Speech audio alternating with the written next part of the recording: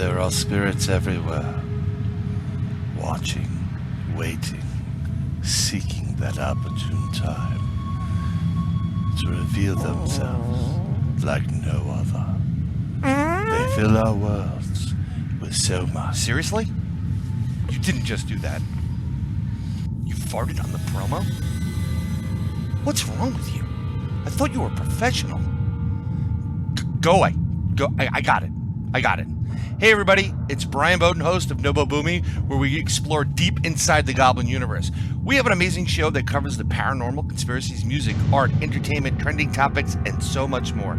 Please join us by subscribing to the show on Podbean at InsideTheGoblinUniverse.podbean.com, on iTunes, Google Play, Spotify, Stitcher, TuneIn, and everywhere you find podcasts. It's an informative, fun, and overall entertaining good time, and we'll keep the gas to ourselves. Why don't you burp next time? Someone get me Brian Anderson.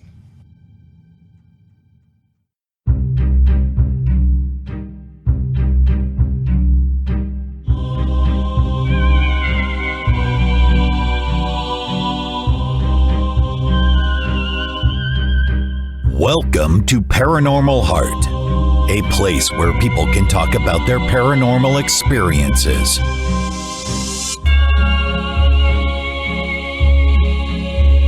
With your host, Kat Ward, along with a special segment, Oddities with John Mallard.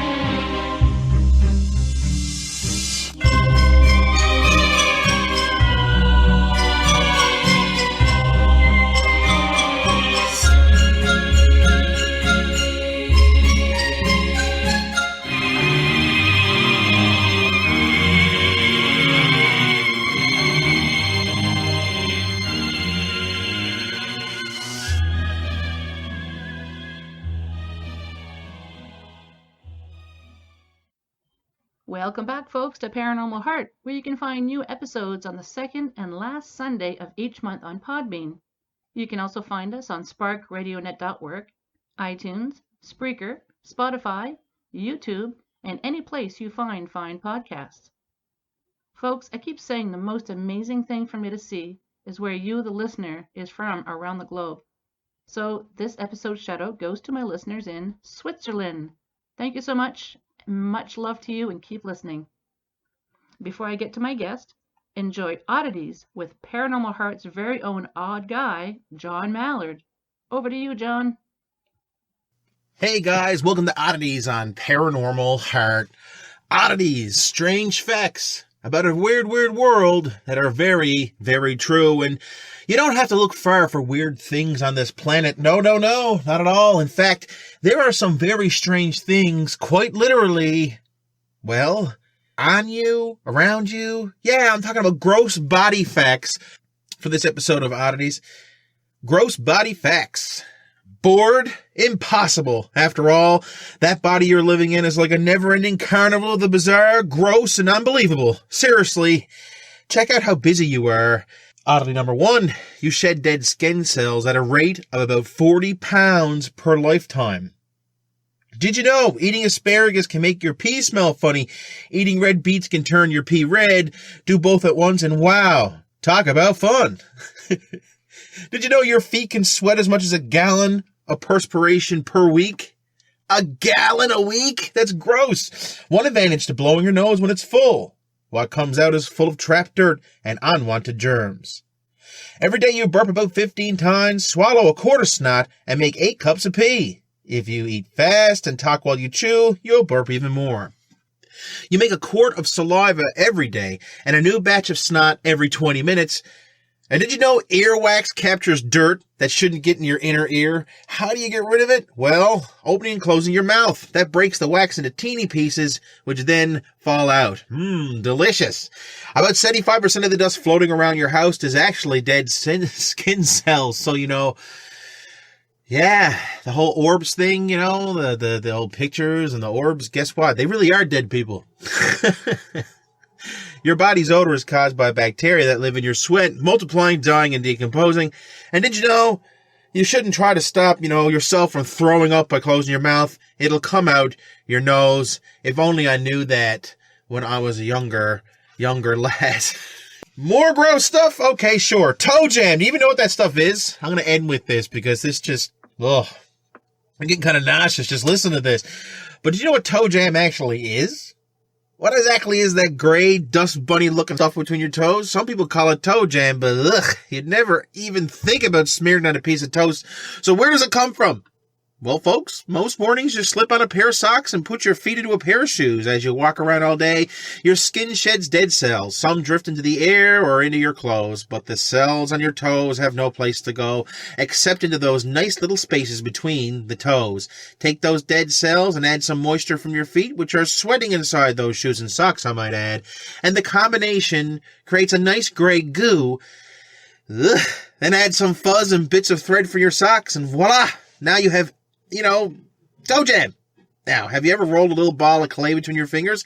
That's what your toes are doing with the dead cells, the moisture, and the fuzz. Toss in some of the dirt you picked up from walking around barefoot before you put on your socks, and you've got yourself a nice little ball of toe jam. Guys, this was disgusting. Don't forget to check out the Odd to Newfoundland Paranormal podcast, and I'll throw this one back to you, Kat. Whoa, if you can stomach it. Have a great day. Thanks so much, John.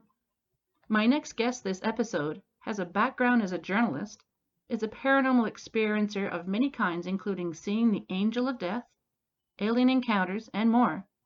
He owns the night as host Mondays to Fridays on Spaced Out Radio. A fellow Canadian, please welcome Mr. Dave Scott. Hey, Dave. Welcome to Paranormal Heart. Thanks so much for being here. Thank you so much, Kat, for having me. I know you have been a listener of mine for a long time, and now that you got your own thing going, I'm very happy to be here and have a great conversation with you. Thanks so much, Dave. It really means a lot to me. It does. Being a fan of your show for so many years, and now having you on my little show. I mean, this is really, really a special interview for me. Thank you. Oh, anytime. I know what it's like, and it's very rare I get the opportunity to actually speak with someone on this side of the microphone where I'm interviewed. So I'm looking forward to it and see where this goes. You can ask me anything. Awesome. Thank you. Well, I like I said, I've been listening to you for a few years, and I heard you on Nobu Boomy recently with our good friends Brian Bowden and the crypto guru himself, Ron, and I learned a few things about you that I didn't know, and I thought it was very, very intriguing and fascinating to me, and I just had to have you on the show to talk about it so my listeners could hear it as well.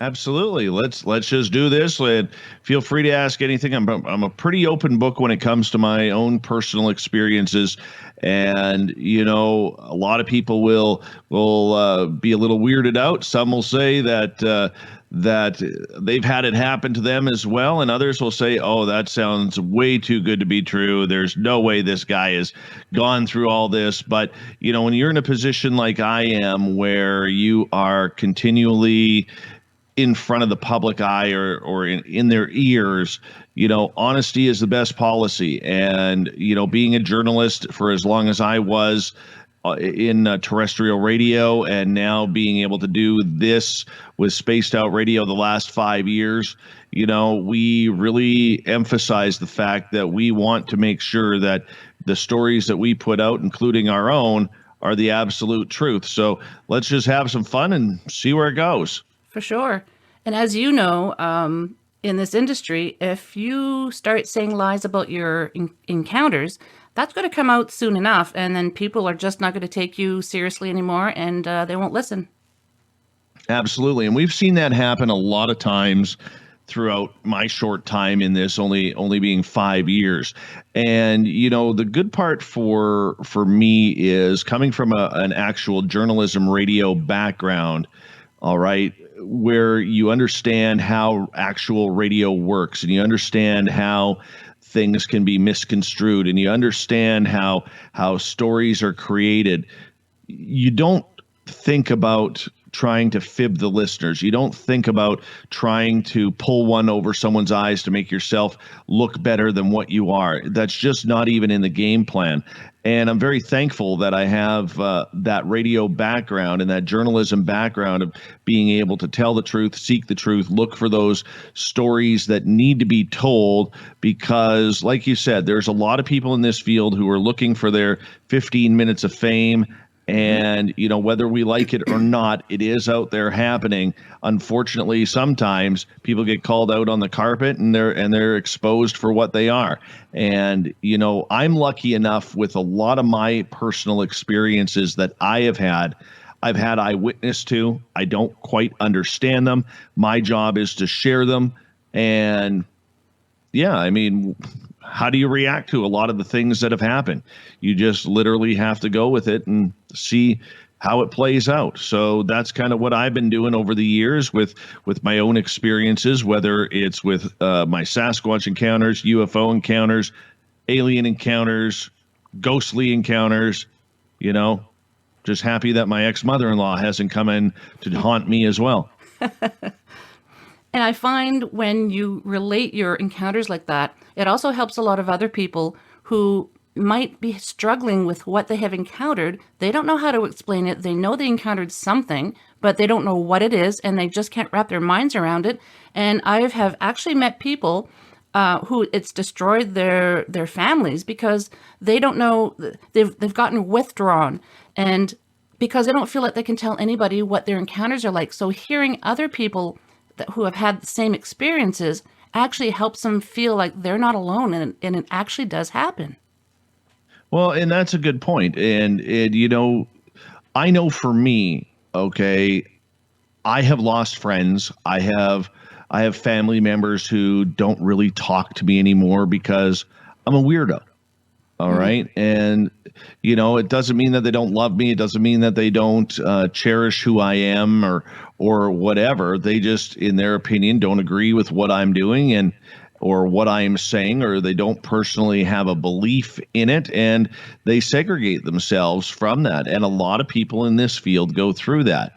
Is it tough? Absolutely it is. I mean, there's nothing you can do. You can't force someone to accept what you've gone through if they don't believe in it for whatever their reason is, whether it's religious purposes, whether it's due to their own personal belief, or maybe the topics scare them. I know one person that used to be in my very close-knit group of friends just really is uncomfortable with the subject, doesn't want to deal with it, and therefore, you know, chooses not to have a relationship with me over that. And that happens with a lot of people out there. And, you know, with Spaced Out Radio, the one thing that we've always tried to do is we've always tried to build that community, Kat, where everybody feels that they have a place. Everybody feels that they have a voice, where people in our chat rooms, in our community, are going to be able to say,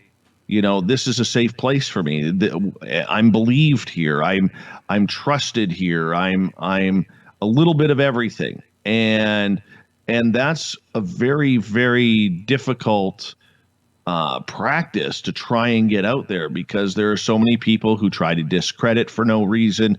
There's so many people out there who try to manipulate situations. And I hate to put it that way, but it's very true.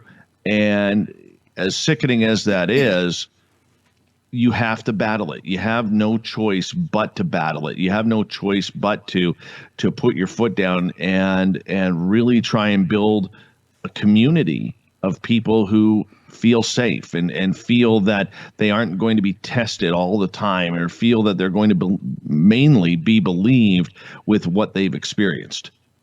I totally agree. I've yet to encounter anyone who's in this field who hasn't been shunned in one way or another from family and friends. Absolutely. And it's very tough. It's very tough. And you know, that's why we try and stick together. Like with us, you know, I don't want to say it's like cultish or anything like that, because that's definitely not what it is. But no. I mean, you have to be able to provide a safe area for people. And if you can do that and let them know that they're believed, it's going to help them. You're part-time entertainer, you're a part-time counselor, you're a part-time role model, you're a part-time everything. And it's tough because that's a lot of responsibility that a lot of people, in my opinion, who get into podcasting or get into this topic, whether it's writing about it, whatever it may be, they don't see the actual responsibility that comes along with this craft. And there, in my opinion, is a lot of responsibility. Some may not believe that responsibility is there. And there are others, I think, much like ourselves and the team that we have surrounded ourselves with, who 100% believe that we're there to help. We're there to find answers. We're there to look at a person dead in the eye and say, we believe you. Mm-hmm. It's sort of a support network, in my opinion. You could say that. But here's the other part too that you have to be careful with when it comes to podcasting, when it comes to minor celebrity status, whatever you really want to call it. Okay, you have to be careful how much you engage. All right, because there's a lot of people. I know for me, and I've tried to tell my one of my former or a couple of my former weekend hosts this. The audience, as much as you're there to help them, as much as you're there to entertain them, as much as you're there to broadcast to them live, and that might be their only entertainment. Okay, because the one thing that I think you can agree with me on this field has a lot of lonely people. It sure does. A lot of lonely people, for one reason or another. But the big thing that you always got to remember is, and this is going to sound a little bit crass, all right, but these people out there who are blessing you with their time, they're not friends. All right. And that is the biggest thing that I think we can learn, because what we do is, when it's human nature that when you start helping people, you become close to them, and you become, you get to know them on a little bit of a different level than anything else. And there's a lot of people who misconstrue that for friendship. I mean, it's kind of like when you go to a psychologist or a counselor, and they're your best friend for that 1 hour, and then all of a sudden they're gone. You can almost see them turn the switch. And that's the way that you have to be, because people are personally investing their time in you. You have to be careful how much time you invest in them, because it's not just Jim, or it's not just Jane, or it's not everybody. It's all of your listeners. And once you start engaging one, you're going to have to engage them all. And that is very tough. I mean, you want to, because you want to be a person who helps, but how much time can you put in? And that's where it gets a little bit tedious sometimes, because you feel like you're letting your audience down. You're feeling like you are letting yourself down, because you want to be there to help people and help them find their answers, because they have entrusted you with their most important part of their life, which is their time. And, you want to try and be able to give back. And unfortunately, you just can't, because you have to keep that distance from the audience, and you have to be able to keep that professionalism with the audience. And a lot of people out there, including former hosts of what we do, all right, could not understand or comprehend that. I remember one of my former weekend hosts, she didn't call the people in our chat room the audience. She called them her friends. And I would constantly remind her, they're not your friends. Yes, they're great people. Yes, they are doting on every word that you say. Yes, they are loyal to you. Yes, they are fantastic people. But what do you know about them? What do you know what they're really like? What do you know about their personal circumstances? How much have you let them into your own life? Because it's dangerous. I mean, you don't know me, Kat. I don't know you. Your audience members may have heard me, but they don't know me personally. All right. They don't know what I'm about. And when you start letting people into that inner circle without investigating them or without, learning about who they are, what they're about, or whatever, it can be, it can be dangerous, lack of a better term. It really can. And you have to be careful with what you do, who you are, who you associate with. And once you're able to kind of grasp that, then everything becomes easier. Sorry. Yeah, I totally agree. When it comes to social media, because I get a lot of requests on various platforms, and I always look into people first to find out, well, who are they? Why? And I understand they want to connect with me in some means, but like Facebook, for example, I don't accept everyone who sends me a friend request. A lot of times they don't even message me, which I find is rude. At least send me a little message saying, hey, this is why I'm messaging you. Would you care to be friends on Facebook? But if I don't know who they are and we have no mutual friends, I always look into them first, because I have to be very careful with who I accept, because there's a lot of people out there who do not have your best interest. Oh, absolutely. Absolutely. And recently I had to, let me put it this way. If you go into my chat room during one of the shows, I got like 4 different chat rooms plus Twitter at hashtag Spaced Out Radio. On one of my chat rooms, I have a rule: treat people with respect, treat people with our guests with respect as well.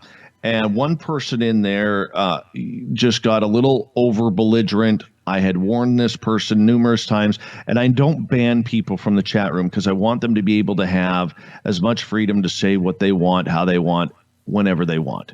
All right. But it comes, as long as I'm paying for that chat room, it comes with a price, and that price is be respectful. Mm-hmm. And this one person can't be respectful, and I've tried to speak with that person and just doesn't get it. Well, I had to ban the person from my chat room because of the continued belligerence that kept going. And it's funny to watch because you want to have a room and a place for everybody to be able to hang out and have some fun. And now this person who was asking me almost, I'm not going to say begging because I think that sounds a little cheap, but was asking quite profusely, can I come back? I'm sorry. And, I get out of hand sometimes, and I know this, and I'm like thinking about this. Okay, whatever. Well, then you go into other chat rooms of friends' shows, and there they are carving you or bragging, I got blocked. Yeah. And you're like, really? Like, you have the nerve to whine and snivel to me that you want to come back? You insult my guests, you insult my listeners, and so on and so forth. Sorry, I don't have time for you. And then what happens is, because they don't like your decision, now they start trolling, and now they start making up different identities to try and lower your ratings and scores and everything on everything from YouTube to your podcast to your live shows. And it's just absolutely funny to watch. It really is funny. And, I mean that in a very sarcastic tone, because it's annoying. It's crap that we shouldn't have to deal with, but it happens. And unfortunately, that comes with the territory. And as Everett Themer always likes to remind me, he says, Dave, the bigger you get, the more it's going to continue. And that is so true. And it's good advice. And that's one thing with Spaced Out Radio that I've been very fortunate about, is we have really been able to surround ourselves with professional people who are, in industry. They understand media, they understand the public, they understand everything.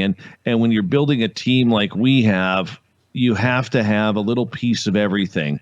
And I think we've really strived hard to create that, more so than what a lot of other people think. And it's interesting to see how it plays out for a lot of people, because a lot of people, like even like Rich Giordano, him and I were having a conversation just the other night about this, and you know, he couldn't understand why we were monitoring competition to see, you know, like he was like, well, why do we worry about that? And I'm like, well, I said, let's just say that something happens. How are we going to react? How are we going to react as we're trying to gain terrestrial radio stations across Canada and the United States? How do we react to, say, a new host who comes in who has that same goal, and all of a sudden out of nowhere has 20 radio stations or 10 radio stations? How do you react to that? How do you combat that? So, I mean, it's a real mix as you move forward with everything in trying to balance out the business side from the paranormal side to the listener side to the guest side to trying to build up your own marketing, to try everything. It's just a constant 24-hour cause that you're working on. And maybe it's a labor of love, maybe it's a labor of hate, but you still got to take the road because that's the road you've been put on. Something I don't understand in this community is the drama when they're trying to tear each other apart. For example, I have a good friend, a personal friend. She was asked on a show. I'm not going to mention the show. It went very, very well. She was asked to go on again. So she thought, okay, great. She was torn apart by the host and she was thrown aback. She's like, what is going on? Then she finds out that apparently this host, that's what that individual does. They'll bring you on, have a great show, then bring you back on, and then just rip you apart because that individual is looking for, I don't know what he's looking for, but I don't understand it. Why treat your guests that way? I've heard of that happening. I've never had that happen myself. I do know people who have had that happen. I know there's one Canadian host who is famous for doing that out of Ontario, and it's not Kat. And no, but seriously, I know that has happened before. And here's what I can say to that. Okay. Well, there's a couple things I can say, and since I'm a big mouth, I probably will. I have never thrown a guest under the bus. Okay, because I think it's unprofessional. I think it's garbage. I think it's a real cheap shot at gaining some sort of popularity and false credibility with anybody. And, you know, I would love to go head to head with a person like that as to why they feel the necessity to do that. That being said, I'm not calling anybody out. I'm not out there looking for that type of garbage because I have bigger things that I need to accomplish in my life, you know, and bigger goals. And I have a good support system that the minute I get frustrated or angry like that, where I want to do something about it, I have a great team behind me who sits there and says, okay, is this the best part for your ego, or is this the best part for spaced out radio? And that's where all of a sudden the thinking has to come in, and you put your thinking cap on and you're like, you're right. I'll bite my tongue again, because we're always having to bite our tongue. And that's kind of where it goes. I think it's a lack of respect for the medium, which is paranormal radio. I think it's a lack of respect for the creation of podcasting. And I'll be honest with you, like I was talking to Rich Giordano about this the other night in our conversation as well. You know, I don't think I'm far off, and people will say, wow, what a jerk for saying this. But I say this with the benefit of the audience out there, okay? I don't think that 95% of the shows, the podcasts, the people who go on Facebook Live and call it a radio show, okay, which you can't be on radio if you're doing a Facebook Live, people, all right? I really do believe that 95% of these so-called shows out there should not be on. All right, they are weak. They are not professional.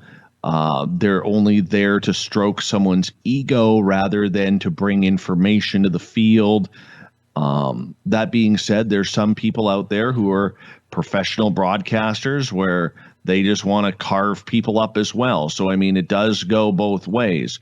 But I do believe point blank that this is what happens when you have an oversaturation in a market, which includes podcasting. All right. And, you know, I was talking to a good radio friend of mine where just the other day where he was saying the worst thing that ever happened to terrestrial radio is podcasting. And when I asked him why he thought that, he's like, think about it, Dave. He goes, you've been in this a long time. You know, the microphone gives people a false sense of professionalism. They don't understand. Most people don't understand what journalism is. They don't understand what asking proper questions is. They don't understand what focus is. They don't understand a lot of what's going on. And it is so true. Like when you're in broadcasting school, you know, and I would recommend this for anybody. If you want to build your podcast, if you want to build your radio show to sound more like, you know, something that you would hear on the radio dial or on Sirius XM or something like that, do yourself a favor. Take a journalism course or at the local college. You know, it's one semester so you can actually understand what we're talking about. Take a broadcasting course. Yes, not all of us have the money for that. Okay. You know, take some online courses, ask for help. All right. There's a lot of people out there that will help you if you just ask. I know that for a fact because I've asked for help myself. And when you ask for help, people will answer. Now, the only difference is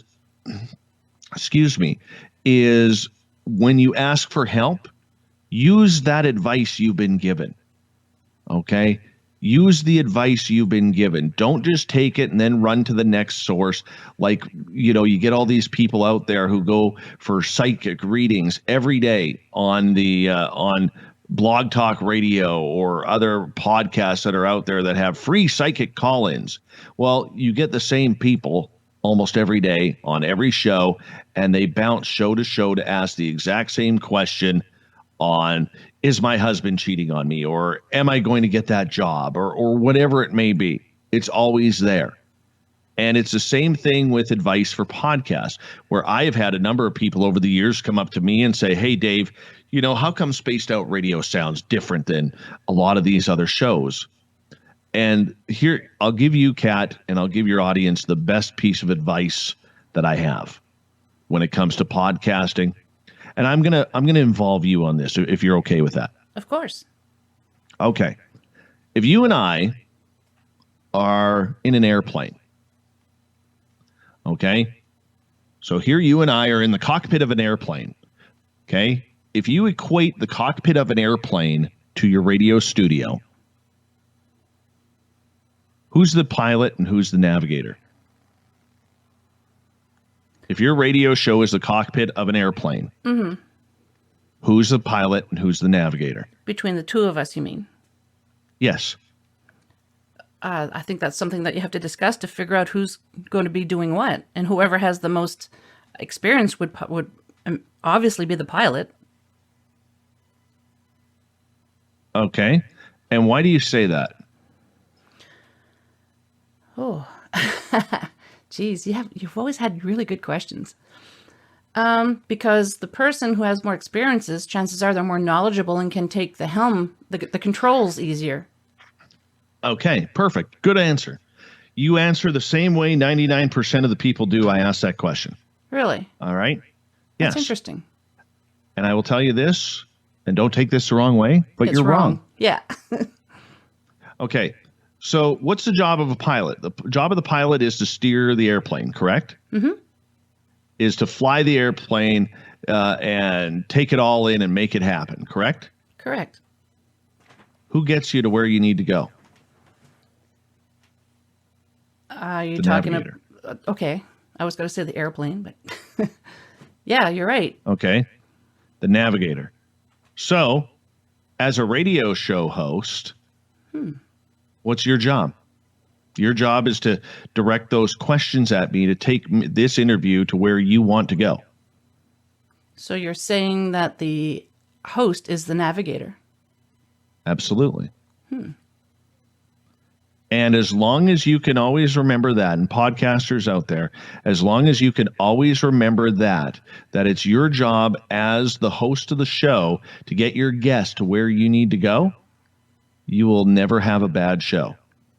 That's really, really interesting and extremely sage advice. Exactly.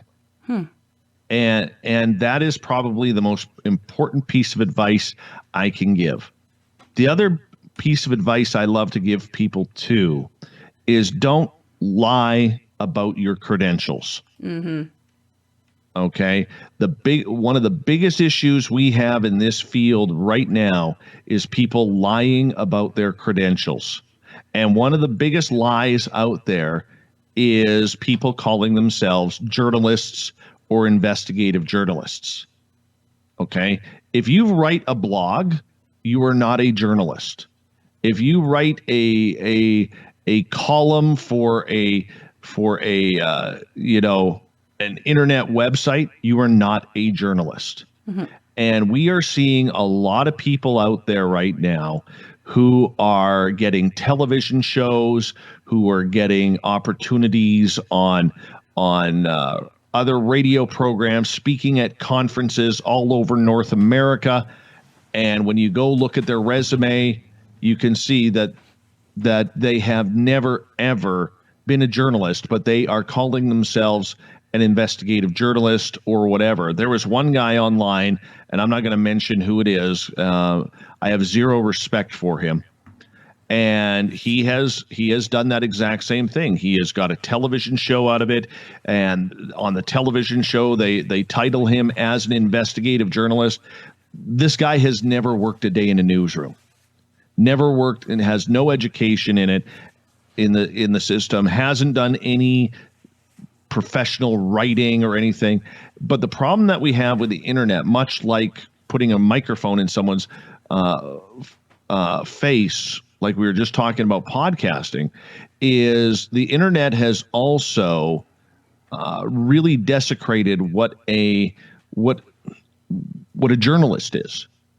Okay. Yes, it's important for people to have their own say. Yes, it's important for people to have their own abilities to communicate. Yes, it's important that people have an opportunity to vet what the information that they want and get it out there by any means possible.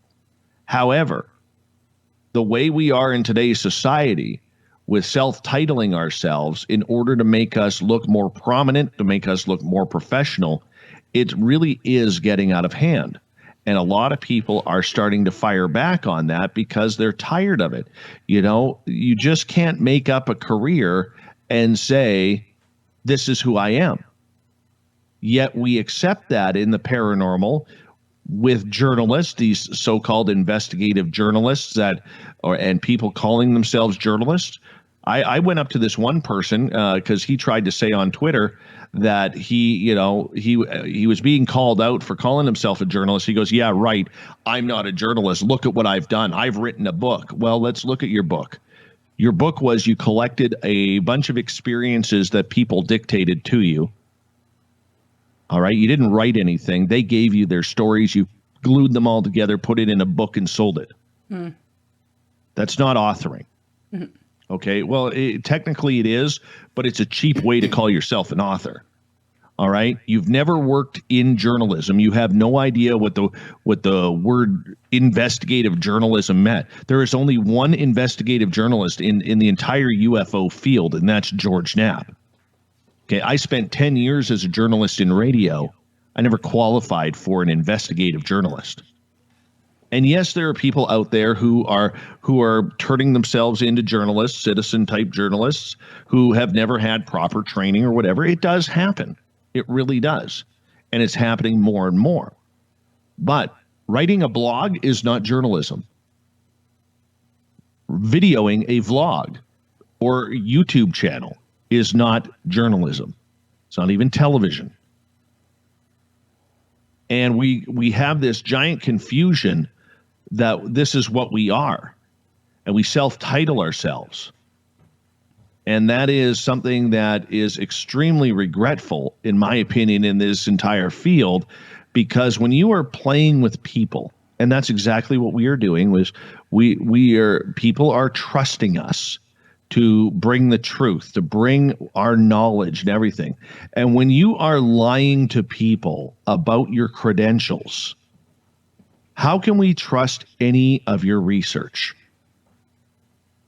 Very true.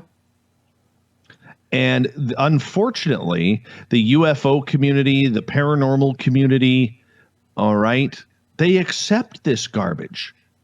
They accept it as this is who the person is.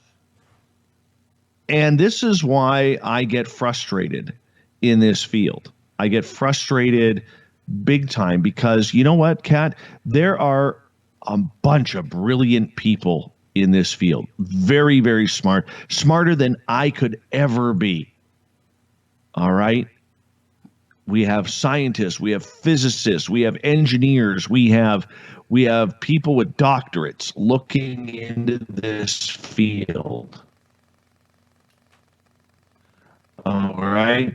In the meantime, we're going to have paranormal teams out there trying investigative journalism or scientific study when they haven't been in a lab since high school. Mm-hmm. Right? When you look at, and this is why, like on Spaced Out Radio, I had to stop taking paranormal teams because I could not personally handle the BS that a lot of these teams were spewing, especially when it came to science. And if you want to clean up the field, okay, you have to start by acknowledging what is the problem. Well, the problem that we have right now is everybody can self-title themselves. The other problem we have is we have too many people claiming that they are conducting scientific research when realistically all they are doing is conducting personal opinion. All right? Mm-hmm. And that is dangerous. That is dangerous for the entire field, and the field will never grow because we are equating opinion as fact. All right? A great example of this is in the Sasquatch community. All right? We'll have a bunch of people who absolutely refuse to investigate the idea that Sasquatch could be an interdimensional shape-shifting type being. Absolutely refuse. And when you ask them why, they will tell you, well, I don't believe in that crap. That crap doesn't exist. All you have to do is say, prove it. Mm-hmm. Prove it. Prove that it doesn't exist. And yet, they can't. Right? They're shooting down opinions, okay, because they don't believe in them. Well, guess what? You're not conducting anything scientific then. Because what is science? To break down science to a minimal standard, okay? Science is the belief or disbelief in theory. Mm-hmm. All right? You have to prove or disprove whether or not the theory is real. I was just going to say that's science. Mm-hmm. That's science. So if you were to tell me, let's say I didn't believe I don't know. Let's just say I didn't believe that air exists because you can't see it. All right. Yet science proves that air is out there, but I can't see it. So therefore I say, air doesn't exist. This is the argument we're having. Right. right? As nonsensical as it is, that is the argument we are having in the paranormal right now. Because people do not want to believe that because it doesn't suit their personal mandate, that obviously things do not exist. And it's difficult. It's very difficult in order to combat that, because the people don't want to believe. All right. So when you look at the whole scientific side of everything, and I know I'm jumping around here right now because this is such a pet peeve of mine. I know, I've heard you talk about this. Keep going. So when you look at everything and the idea of science, okay, and I'm not a scientist whatsoever, but that's why I have Dr. Chris Cogswell, who I can reach out to at any time and get an opinion from. And if I'm being stupid or illiterate, he'll tell me. Mm-hmm.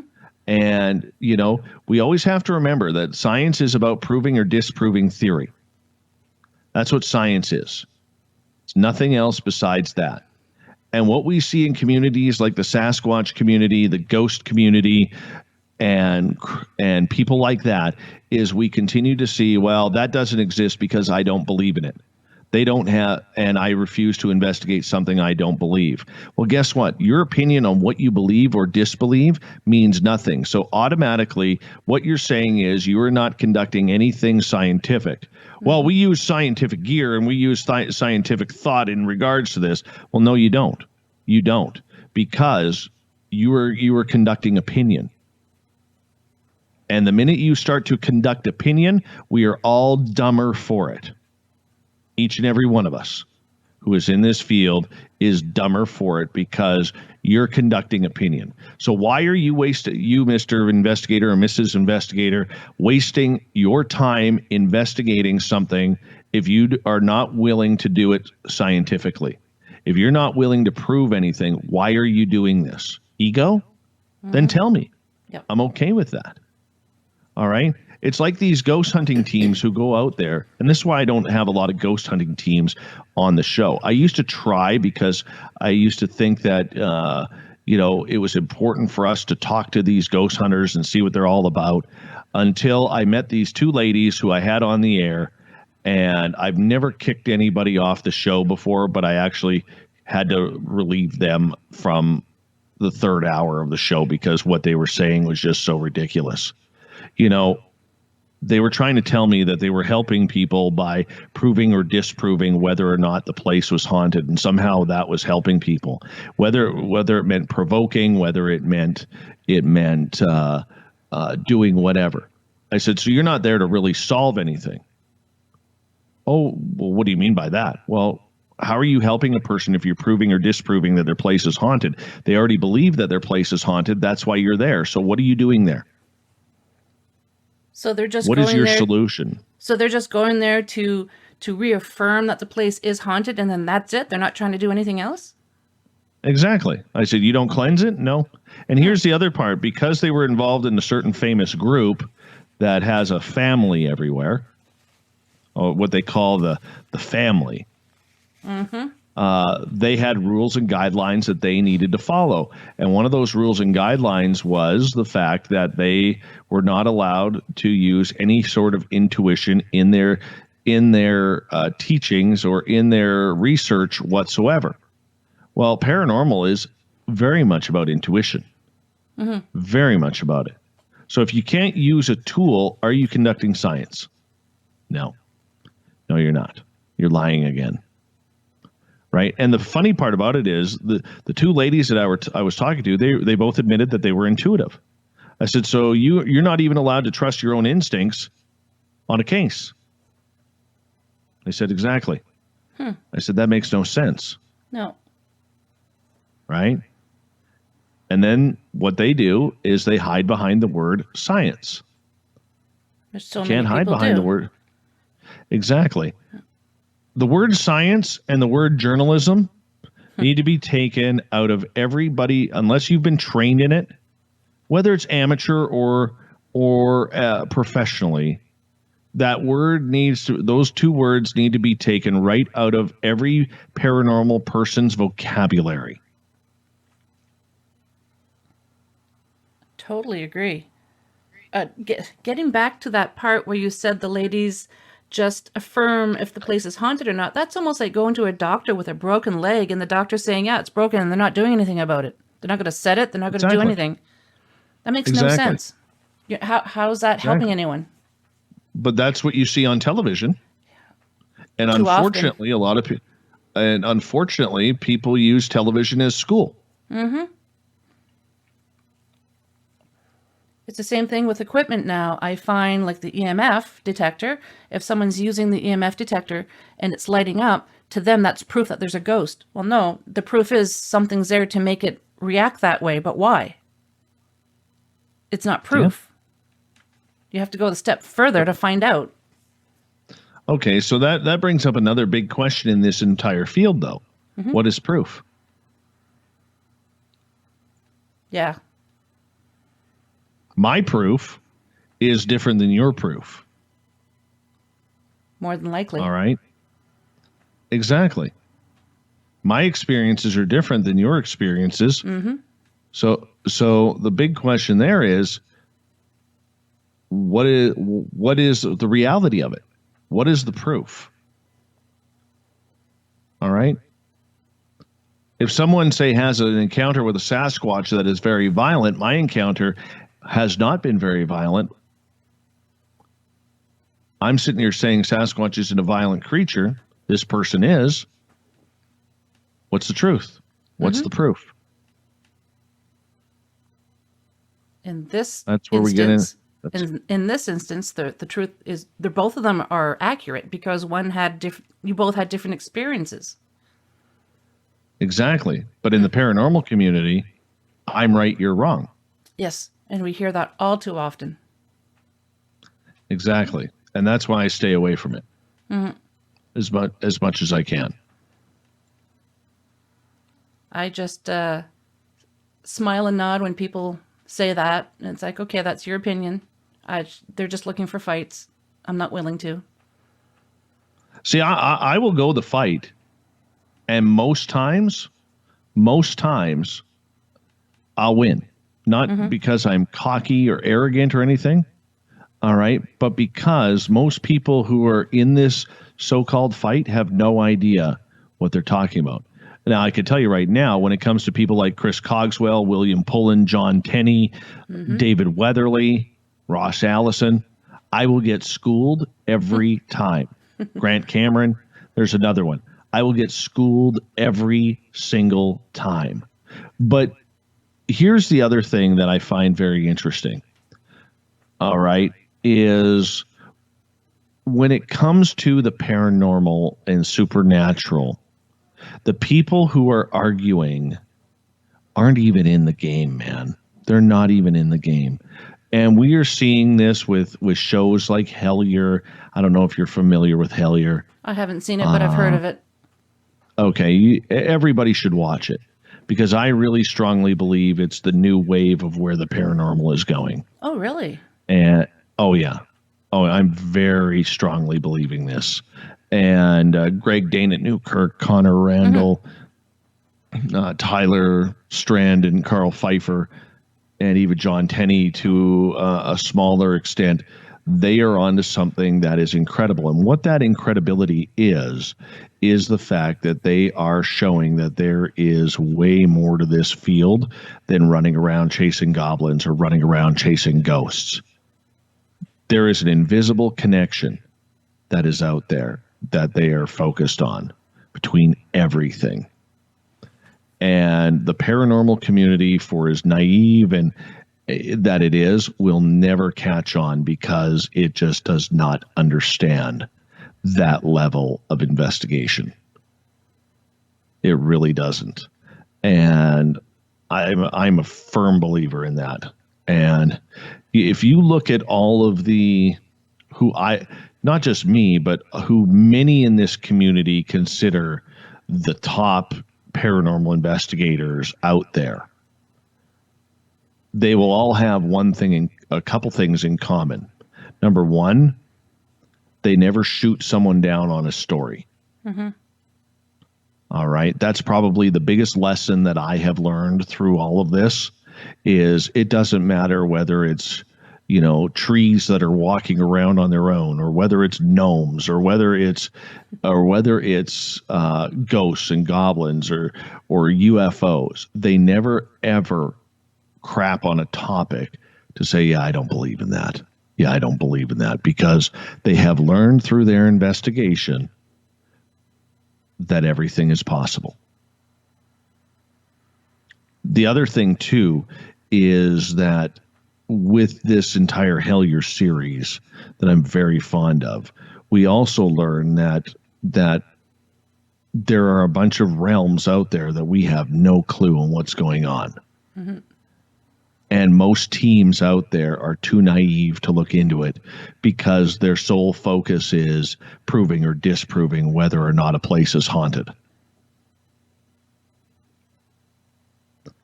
So in other words, open your minds and find something, because there's a lot of really cool mysteries out there that nobody is talking about because nobody wants to take the time to bring them out. Tell some stories. Who gives a crap about going to that asylum that has been investigated 478,000 times in the last 5 years? You know what? It doesn't matter. That means nothing. You're a weekend warrior. If you want to do something special in this field, do what isn't being done. That's what's going to get attention to you. If you're an attention seeker or just somebody who is wanting to dare to be different, that's what's going to get you the attention. Do something different. Push the limits on something that hasn't been done. And we don't have enough of that, because there's too many weekend warriors. There's too many copycats. There's too many people who just want to do the exact same thing because Zach Bagans had a really cool experience here, so now I have to go there because I want that experience, and it's going to cost me about $1,800 to get there, but I don't care. I need that experience. In the meantime, you could go 25, 30 miles or kilometers behind your home, and there's probably a really cool building that nobody has ever investigated that is dying, pun intended, to be looked into. Or maybe you have Sasquatch reports in your area that people would love to have investigated. Or maybe you have UFO encounters, or whatever turns your crank. You don't need to be going to Waverly Hills with the 14,000 other people who are going to go there this year as a tourism destination. Now, that isn't a shot at Waverly Hills. It's a shot at the ghost hunters or the weekend warriors. If you're one of those people, you're not solving anything. Remember that. Do you think more and more people will start looking for places that haven't been investigated yet? No. Why is that? Oh, I've had this talk with Mike Morin from Haunted Crew of Canada. And I've had this talk with David Weatherly and a few other people. People are lazy. They don't want to do the work, Kat. They want the work done for them so that way they can play off the reaction. No more trailblazers. There's not a lot of them. No. Okay, so you know, I look at where I live. I live in a remote part of British Columbia. There's only about 1,100 people in my community, and this place is right along the Gold Rush Trail, where literally tens of thousands of people died, let alone the millions of people who walked this trail back in the 1800s and early 1900s. All right.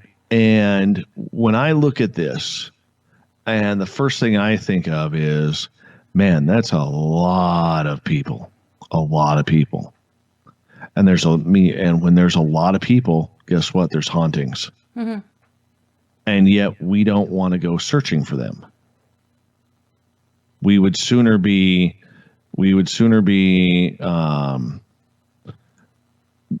having someone else do that work than find something new. Because, well, let's go to that location. There's lots of action there. Well, you know as well as I do, Kat, because you've been in the paranormal field long enough to know that just because someone else is getting action doesn't mean you're going to. Exactly. I usually tell Right. people, when people ask me how is that possible, I usually tell them, how many times have you gone walking in the woods where perhaps you've seen all kinds of wildlife, bunnies, fox, whatever, and another person could go in as many times as you and they've never seen anything at all. Doesn't mean there's nothing in there.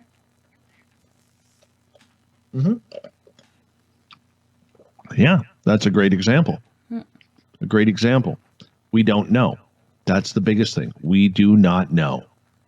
And until we start to know, all right, until we start to figure it out, people don't have that imagination. They don't want to do the work. They don't want to do the history. And it's unfortunate because how many stories, how many really, really cool stories are we missing out on because they're not in a popular asylum or they aren't in a popular area? We are missing some killer stories. For myself, And it's too bad. Yeah. For myself, investigating the paranormal is not only trying to find out what's there, it's learning about the history. What happened here? I love that part.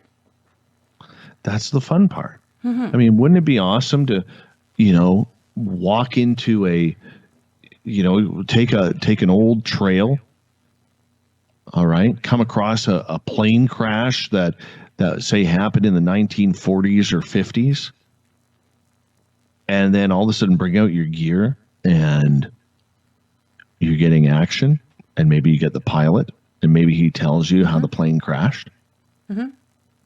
Right? You get the name, you get everything, and you're able to confirm that. Yeah, then Right? there's something that's so incredibly fascinating and exciting to me is when you say, like, you get the pilot's name and then you go do a little research and it's been confirmed. I love that.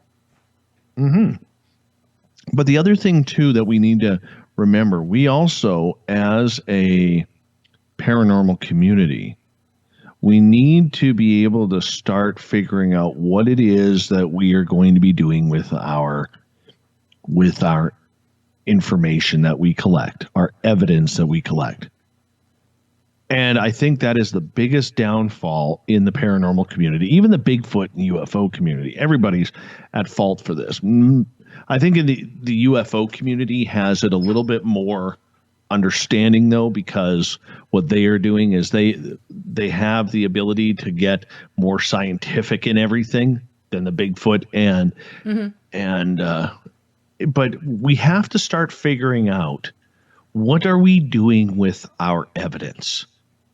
And it's amazing how many people in the paranormal community, if you want to focus on that, even the Bigfoot community, have no idea what to do with their evidence. Sits in their hard drive. But what good does that do? Nothing. Exactly. So this is why I get a good laugh, like bringing things all around again. When I hear people, well, we're doing scientific investigation. Well, scientific investigation means you're working towards a conclusion. What is the conclusion that you were looking for? How are you getting there? And we can't answer that simple question. And this is where I get confused with a lot of this, because I want to be able to learn something. I want to be able to get something going. I want to be able to tell people, this is what we are experiencing. This is why this is happening. But if we're not doing anything with our evidence, if we're just collecting it, much like these two ladies who I had to kick off the air when I asked them, what do you do with your evidence? Oh, we collect it. Well, do you break it down for and this is why I took them off the air right here, was when I asked them, I said, well, what do you do with your evidence? And they say, well, we collect it. Well, what do you collect it for? Well, we collect it for us. So what do you do with the findings? Nothing. They don't even go back to the client? They do not go back to the client. Right? So I'm sitting there saying, so people are allowing you into their house to investigate their home, and you're not even giving them the courtesy of telling them what's going on? Mm-hmm. Exactly. I said, That we're makes done. no sense. Yeah. But that's the paranormal community. So they're not helping the people, they're just helping themselves. Exactly. They don't care about stirring things up. No. They don't care about potentially creating poltergeist activity. There's no care in the world. They got their evidence. What do they care? Because a lot of times, in my experience, after you've done investigation, sometimes you stir up things. You know, Exactly, right? and you can't leave your client hanging. No, but it's going on. It's going on. That's very maddening. Extremely. Exactly. And extremely disappointing. Well, if you don't mind, Dave, we're going to take a little turn here and change topics just a little bit and tell my listeners about some of the experiences that you've had. Not a problem. Not a problem. I have been fortunate or unfortunate, however you want to look at, to have some encounters with UFOs, extraterrestrials, Bigfoot, ghosts, the angel of death twice, shadow people, consciousness, psychic ability, channeling, and a little wood nymph that I still can't figure out. Wow. Now, before you get into some of these, do you feel that having one experience has opened you up to all the other realms? Yes. Mm-hmm. Yeah. And this is why I think that they're all tied together. Because if you look down at it and you look upon it and you talk to a lot of people, you know, and you're able to get somebody open, they will tell you point blank that it didn't just start with ghosts or aliens or whatever. There's a lot more that has gone on, and you just have to be able to bring that out from people. Mm-hmm. And once you're able to bring that out, then you start learning that it isn't just a paranormal experience. It just isn't anything. It's something that is congruent with other experiences people are having. And we have to be able to open up to that. That is very, very important that we do, because we are losing so much information by just saying, you know, I only deal with ghosts and I'm only interested in your ghost stories. But for me, I think I have learned, call it the hard way, that there is some sort of tie and connection in between everything. What that tie in connection is, I have no idea. And I know there's a lot of people like John Tenney, David Weatherly, Greg and Dana Newkirk who are looking into this tie, that it's all connected and synchronistic, pardon me. There was a time that I felt that paranormal only meant ghosts. And after a while, that didn't become so true, because paranormal isn't just ghosts. It's cryptids, UFOs, anything strange that's happening. So now I look for people to tell me about their strange experiences, not just ghosts. Because I do believe it's all tied in like you do. I don't know how, but it is. You're very right. You're very true. And unfortunately, the majority of the community doesn't believe that. And so, like, for instance, when you're face to face with an extraterrestrial and the next day you're having an experience with a ghost, why would those two happen so close together? Mm-hmm. Or in my scenario, when I started opening up and going down that rabbit hole, I was able to really kind of look at things and be like, oh man, like, what is next? Like, there's always something next. And you just have to be able to go with it, and you have to be able to run with it. So like when I was face to face with an extraterrestrial, all right, and my eyes were not comprehending what my mind, or pardon me, my mind was not comprehending what my eyes were seeing. Okay. That really messed with me. That really, really pushed me to the limit that I did not understand. And I had to change my ways to try and figure that out. It wasn't about the experience changing me. It was about my own mind, my own focus having to change for me, because what I was seeing was not supposed to be real. what I was seeing was not supposed to be a part of any sort of reality. And yet here we are. So why is that happening? Why is it going that way? Tell us a little bit more about that, about the actual experience. Well, I mean, for me, if we stick with the alien side of everything and the UFO side, it started in mid-March of 2014, where I went to bed that night and I to this day, I don't know if it was a dream or if it was some sort of reality that I was taken.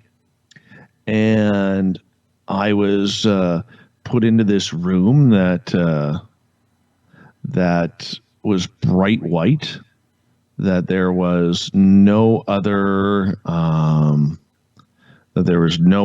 areas for me to look around. I couldn't see the walls, couldn't see the ceiling, couldn't see the floor, even though I knew they were there. And I was kind of standing in this bright white room, and all of a sudden I heard this voice come out and tell me that how I was allowed to investigate, or how they would allow me to research what was going on with me.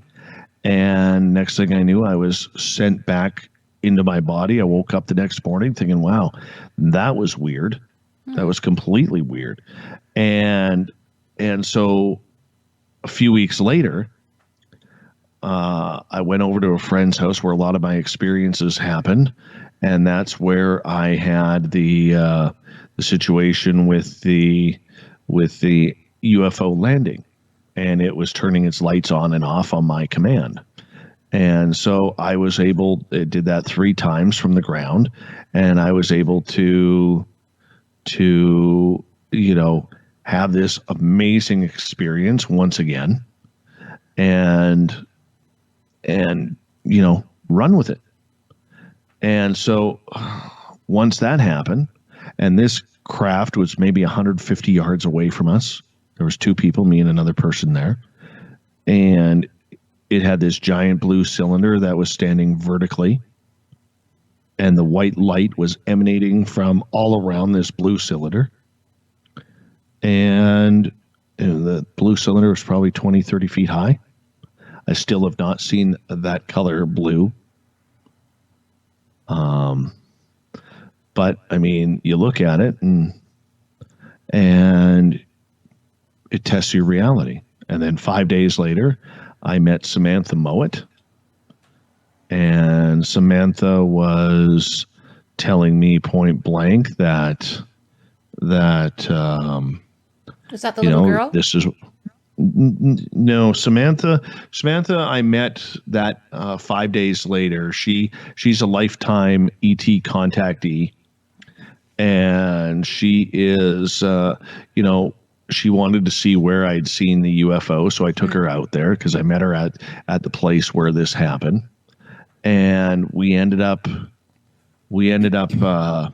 going and walking into a forest. It was 2:00 in the afternoon, and Samantha literally says to me, we walk in about 100 yards into the forest, and she says, "Dave, I want you to stop right there. I want you to look this way and tell me what you see." And when I turned and looked, like 200 feet away from us was a 10 to 12 foot extraterrestrial.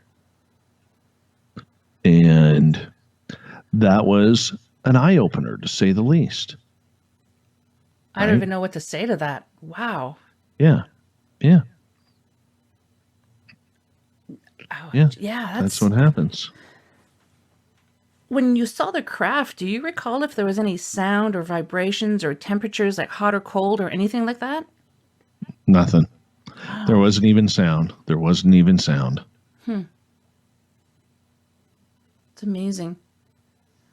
Any feelings like, when I'm sure you've been close to an electric fence, you feel that, as you get closer, you didn't feel anything like that either? Nothing. There was literally nothing there except the lights. Just the lights. Wow. Yeah. It was, I don't even know how to put it. I really don't even know how to put it. It was just one of those moments that was you just sat back and you let it come in. You let it come in and you just took it for what it is. Now, a lot of people would have questioned their sanity seeing that. Yeah. And not come out of it. Yeah. So I mean, that's I don't know how else to put that. I mean, you do question your sanity. I remember when Samantha and I were standing in the forest, and I literally was staring at this creature, and Samantha started telepathically communicating with it, and the creature wanted us to walk over there. And they said, "You're more." Through Samantha, they said we were more than welcome to come over and say hello. They were not there to take us. They were not there to harm us. However, we were concerned about the man's health. Well, it's only me and Samantha there, and she's not a man, so guess who they were talking about? Yeah. Me. And so I literally had to take a deep breath, because that didn't make sense. I saw fire in the sky. I saw what happened to Travis Walton. Mm-hmm. Right? I'm not going over there. Those are aliens. How can you trust them? Yeah. I mean, later on, you learn that the majority of people on this planet who have had ET contact have had some sort of positive contact, or most of their contact has been positive. Right? Mm-hmm. I've heard of others having health issues afterwards as well. Mm-hmm. Or having health issues cleaned up. Mm-hmm. Exactly. So at the time when that being said that they're concerned for the man's health, and you had no clue what they were referring to? Oh, I knew I was crapping my pants inside. Yeah. I want, but let me tell you this. And I've said this to many people. I was not scared of the being. Okay. Mm-hmm. Even though I'd never seen an alien up until that point, I was never scared of the being. What I was scared about was I'm 40 years old and I am looking at an extraterrestrial that is not supposed to exist. How do you control that entire mind screwing that you're going into? Mm-hmm. Right? How do you control that? You don't. No. That was part of the big thing, right? And this wasn't the first time. And this wasn't the first time you saw that creature. No, this was the absolute first time. Wow. Absolute first time. I've never had an experience like that before, so to me it's just fascinating. Frightening, but fascinating. Mm-hmm. Did you get any information from the entity? Why they were there? Where they're from? It was all part of the experience. All the part to teach me, right? I was too naive, stupid, to try and pick anything like that up. Mm-hmm. All right. And it was something that I was way too not ready for. If that situation were to happen today, I would like to think that I would handle it much differently than the way it's been handled, or I handled it back then. Back then was more about panic. It was more about being fearful of what the possibilities were. Mm-hmm. There was a lot of issue. There was a complete amount of issue that just caused a lot of stress. Now, if I were to handle that today, I think I would like to think that I would handle it a lot differently than the way I did back then. And back then was going on 6 years ago. And I wish I would have handled it differently. I really do. Unfortunately, I didn't. Mm. Out of all the various experiences that you've had, what's the one that sticks out in your mind the most? Would it be Angel of Death? Would it be the aliens? Good question. I would say the angel of death kicked things off. Mm-hmm. All right, because A, I'd never had that happen before. B, it involved my mother. C, it was the channeling that happened afterwards, and I never knew what channeling was, and I was never really like my definition of channeling before that event was the idea that channeling was grabbing a remote control and flicking through the channels and as quickly as possible until you can find something that you want to watch. Mm-hmm. Right? And that's kind of where I thought channeling was. I didn't realize it was a spirit entering your body, and we are having to speak through that scenario with everything. You know what I'm saying? Mm-hmm. Do you mind telling us a little bit about that occurrence with your mother? Yeah, absolutely.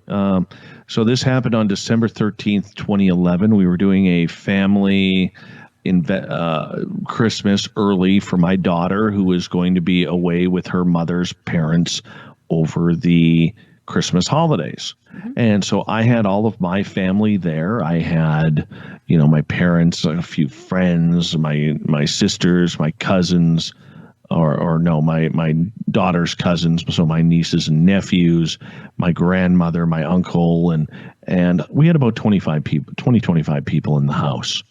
And at about 7:45 p.m., my mother and father announced that they were going, and I was in the living room kind of cleaning up some dishes and bringing them to the kitchen, and my mother was in the kitchen, and so I went and unloaded. I had my hands full. I put it on my dining room table before entering my kitchen, and as I walked across, went to take a step into the kitchen, I realized that the television in the room was off. Everything was silent. Nobody was talking, and my mother was standing there, and I looked in my mother's eyes, and my mother has these beautiful blue eyes, and the next thing I know, I'm looking at my mother's eyes, and they are jet black, and her pupils are white. And as I'm kind of looking, I tilted my head to the right, like, am I seeing what I believe I'm seeing? And I immediately got sick to my stomach and wanted to bawl my eyes out because I knew I was looking into the angel of death's eyes. And from there, I watched my mother kind of give this look of shock on her face, kind of like, oh, you see me. Then she shook her head. Her eyes went blue. All the noise started happening on the television, and people were talking again. She comes in, gives me a hug, and walks away like nothing happened. Jeez. Yeah. So I kind of freaked out. I walked to the bedroom. My wife saw me walk to the bedroom. She goes, oh, is everything okay? I said, I just saw the angel of death in my mother's eyes. She goes, how did you know it was the angel of death? I said, I just knew. I don't know. I can't tell you how I know. I just knew. So after everybody left the house a couple hours later, we ended up going into our living room. The kids were in bed, and Jolene goes on one couch and I go on the other couch, and we got a table separating us, and she lights some white candles on that table, and she goes, why don't you, because she was into all this spiritual jive that I wasn't. Mm-hmm. She goes, why don't you just relax and tell me what it is that you saw? And so I relaxed. I don't remember the next 38 minutes very well because I ended up channeling the angel of death, who told me that I wasn't supposed to see him, but because I did, he felt he owed me an answer. Said that my mom had been very, very sick, and we needed to start taking better care of my mother. And if we did not start taking better care of my mom and showing her more love and respect and dignity, that he was going to take her home. He did not say heaven. He did not say hell. Mm-hmm. All he said was take her home. And I'm looking at this now. I did exactly what he told us to do. And I look at it now. My mother is now 76 years old, still alive, still battling health problems, But she would have never met my son in 2013 when he was born. And at that point, and this is the one of the amazing stories that I love to say, previous to my son being born and this incident happening, my mother could barely pick up a spoon. She was so weak from cancer treatment and radiation and chemotherapy. It really beat the tar out of her. And my mother isn't somebody who lives a healthy lifestyle in the first place. So then when you add in all of the Agent Orange type chemicals that what chemotherapy is, I'm surprised she's still around and can do things. And so anyways, when my son was born, you got to realize this lady could not pick up a rolling pin. Like if she was baking cookies or bread, she could not pick up a rolling pin. That's how weak my mother was.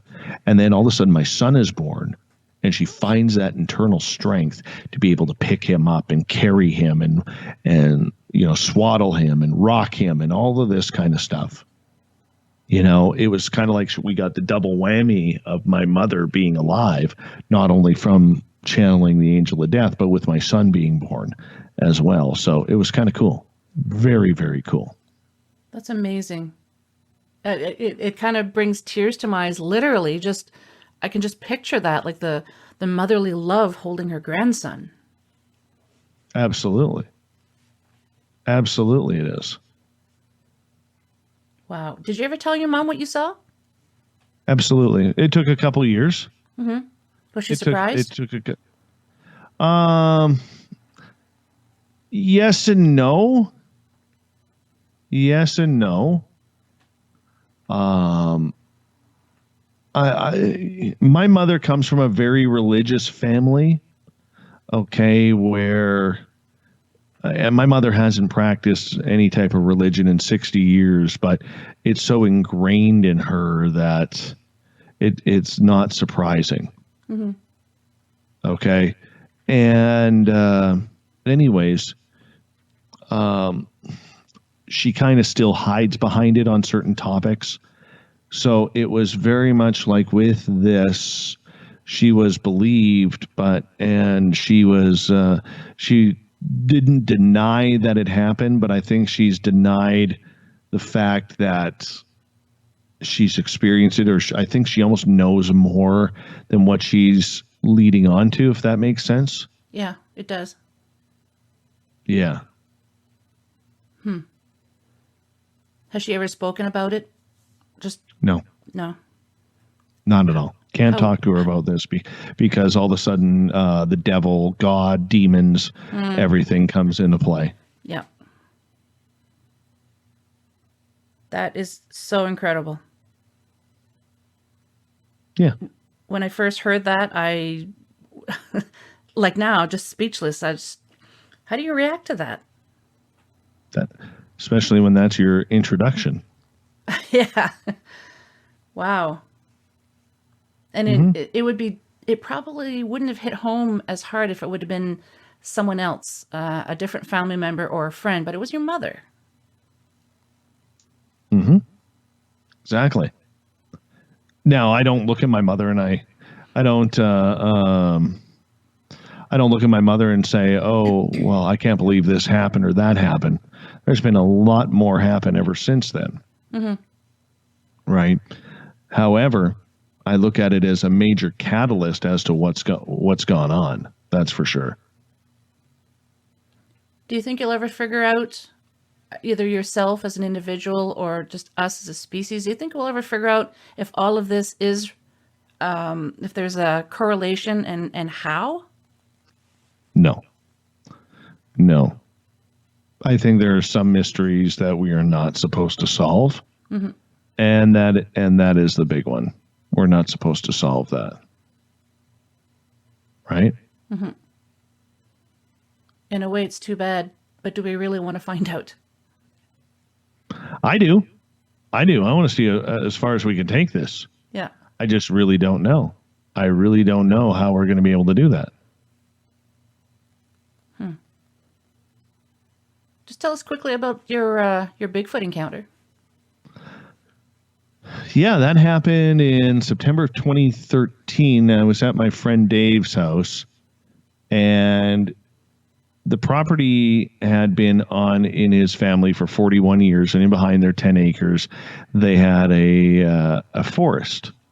And so in that forest, he said, as a kid, there was a situation where he was, him and his buddy were in the back. They were about 9, 10, 11 years old, playing cops and robbers, much like kids do. And they were playing around and chasing each other, and Dave caught his buddy, or his buddy caught him, and they were kind of standing by this tree. And all of a sudden they hear this woo, woo, ping, and this arrow goes and sticks right in between them in the tree. Like somebody shot an arrow from a bow. Mm-hmm. And it was an old type of arrow, like an Indian type arrow that was tied, and the boys got so scared they ran away, and Dave hadn't been back in that area for a long time. And so he wanted to show me where this was happening, or where this happened. And we can walk down this trail to see where it was. And as we were walking down, we came across this snapped tree. And the tree was snapped at about 8 feet high. Now, we're not talking a little twig of a tree that's maybe 2 inches round. This thing was about a foot, about 9, 10 inches in diameter. And it was a big, thick tree. And the bark was pulled off of it. And there had been no windstorms. There had been no rainstorms. It was a healthy tree. There was no bugs or anything in the area that were, would have eaten this tree and have it collapse on itself. And we were there looking at this for about 5-6 minutes when all of a sudden we started getting the feeling that we were being watched. And we started looking all around, and we end up looking straight in front of us. And that's when we noticed that there was this big fir tree about 100 feet away. And there was something at the bottom that was kind of peering out and looking at us. And him and I both saw this creature that was kind of hiding behind the tree, peering out at us. And we'd see the right shoulder, and then we'd see the head. And then every now and again, you could make out the eyes. And I said to Dave, I believe that's a Sasquatch. And he goes, yeah, me too. And we're like, oh, well, this is kind of cool. And so we ended up standing there watching it for about 5 minutes. 100 feet away. And then we kind of waved at it and because, we're a real professional at that point. And we decided that we were going to just walk away, let it be. Dave was and is still a very spiritual type guy. And, he likes that communication and things like that. So I go and start to turn back down the trail, and at about 75 feet away from me. So if this first Sasquatch was at, say, noon or 12 o'clock, let's go to about 1:30. And I start to see this tree branch shaking. And I stop and I look at it. And that's when I see the second one walk right through where that tree branch was shaking. I had a full view of the area. I had a full view of the creature on its right profile and the complete back profile. I did not see its face. I did not see its legs. But I saw its back. I saw that it had no neck. It went straight from shoulders to head. And it was pretty damn intense. And I yelled at Dave. I'm like, Dave, second one. There's a second one. Did you see the second one? But he was already 15 feet down the trail. He thought I was right behind him. Oh. And I was like, damn, he didn't see that one. Any smells like people usually Nothing. say there's a bad... Really? There was no smell. There was no fear. No nothing.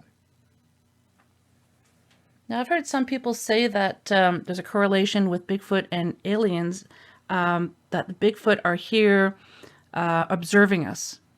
Do you feel that way? I don't know. The alien thing is very, very intriguing to me. However, I do not believe for a second that they are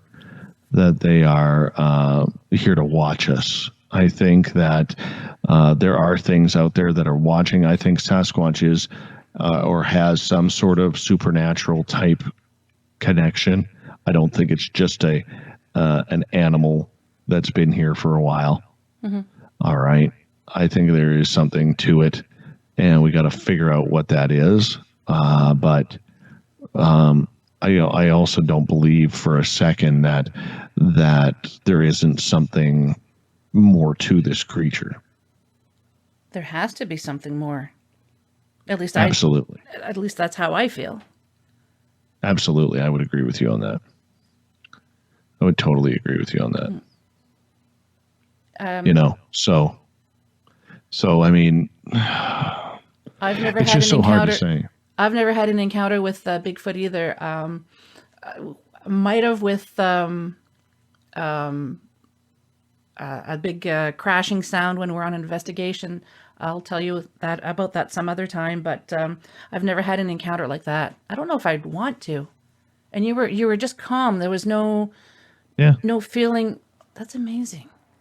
No fear whatsoever. Fear whatsoever. It makes me wonder why some people have a calm experience like that and others it's very, very violent. Absolutely. Just so many questions to ask. Like, are they the same creature? Is it because some people are infringing on their territory and they're trying to protect something? I don't know. There's so many questions. There is a ton of questions that are going on, and there's a ton of questions on what to do, and so who knows? I honestly don't know where it's going. I really don't know where it's going. I wish I knew. Yeah. I wish I had more answers. I wish I had more ability to figure out the way it's supposed to go when it comes to Bigfoot. But I think that's also part of the mystery too, that we just don't know what is happening. We just don't know where it's supposed to go. I think there are certain mysteries on this planet that it's just meant for us not to know. Mm-hmm. You know what I'm saying? What do you think the reason, like when I was growing up, Bigfoot was a primate, and now all of a sudden Bigfoot has more of these paranormal abilities. Do you feel that perhaps it's because we're more open to the paranormal and the unknown? No, I think it's the fact that people are finally starting to realize that there might be something more to this. So, I mean, we don't know. I mean, the First Nations people across North America have always said there was something special about this creature. Mm-hmm. All right. They really haven't gone into it. I mean, the fact that we think it's a great ape, that's always been a Caucasian European settler type scientific, or as I like to say it, Caucasian Christian Science thoughts. Mm-hmm. You know what I'm saying? Yep. And as long as we have that type of thinking, it's going to be naive. And for so many years, we shot down the idea, and somewhat to this day, we still do shoot down the idea that all of these First Nations legends and all of these First Nations stories and folklore are automatically just a bunch of BS. Because in our Caucasian Christian thinking, that stuff's not supposed to exist. That stuff's not supposed to be real. Mm-hmm. That stuff is not supposed to be around. So it doesn't make sense to us. Yet, I think the creature has always been that way because that is the way that it has been portrayed by numerous generations who were here well before the white man ever got here. And there's no point in even trying to figure that out.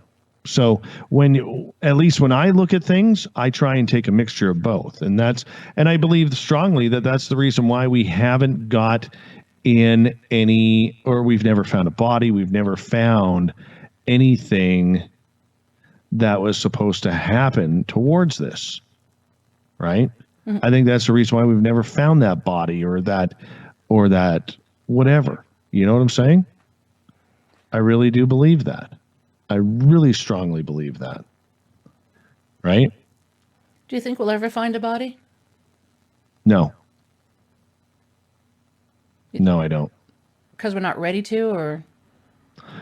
I think, like I said, I think there is something that is very special about this creature. I think it takes care of itself. I think that there is something going on. There is something totally going on, right? And we have to be able to accept that. But we're not willing to accept that yet because we think we know better. Because it's supposed to be on the top of the food chain and we're supposed to know better. Exactly. Yeah. Exactly. Well, Dave, we could go on for hours. This has been extremely fascinating, but I'm going to have to call it here. Not a problem. Thank you so much for being able to share some time with you.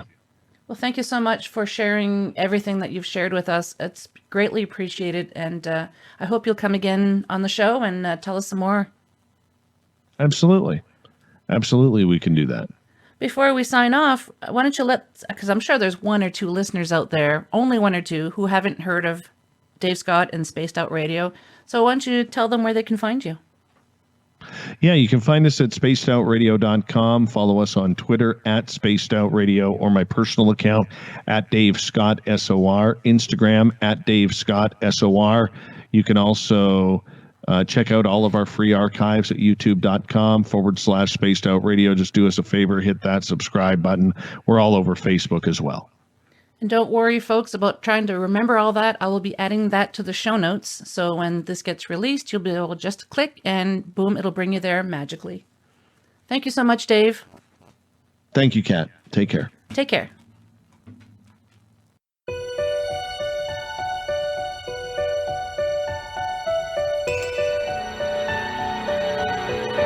Well, we've made it to the end of another episode. Thanks so much for listening. Until next time, take care of each other. And if you'd like to be on the show or have questions and comments, just drop me an email, paranormalheart13@gmail.com. I'd love to hear from you.